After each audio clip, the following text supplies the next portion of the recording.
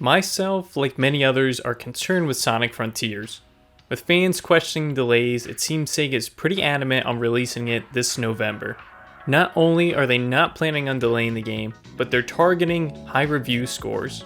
I was excited for Sonic Forces, Boom, Lost World, and the only noteworthy title that released in the last decade was Mania.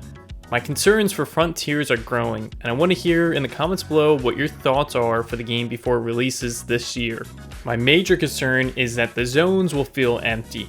From the looks of gameplay and the trailers, my hopes are that the more you play the level, the more it becomes built up with structures, puzzles, and objectives to engage with. I'm afraid that each zone is going to be a simple palette swap from each other with no real distinct features.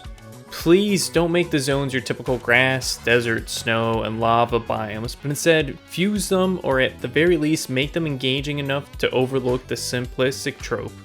With how fast Sonic is, separating each area by open zone instead of making it one cohesive space might have been a great decision. With Sonic's speed, he might have been too fast and breezed throughout the whole open world.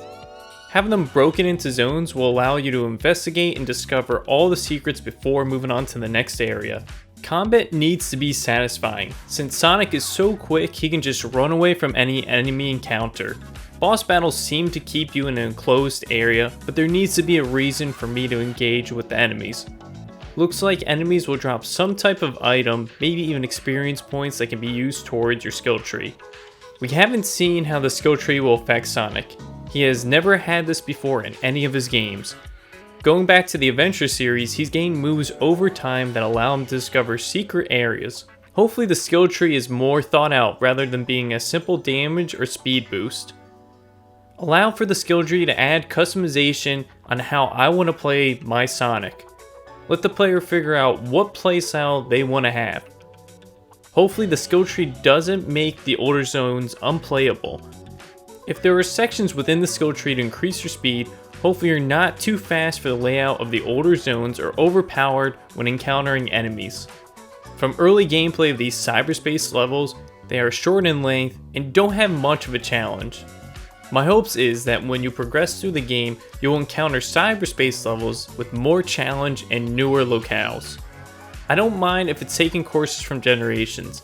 These levels are supposed to be from Sonic's past, I believe. There needs to be a replay or level selection option for the cyberspace levels once you beat that zone or even the game. These levels will allow for a quick break from the overall open zone areas.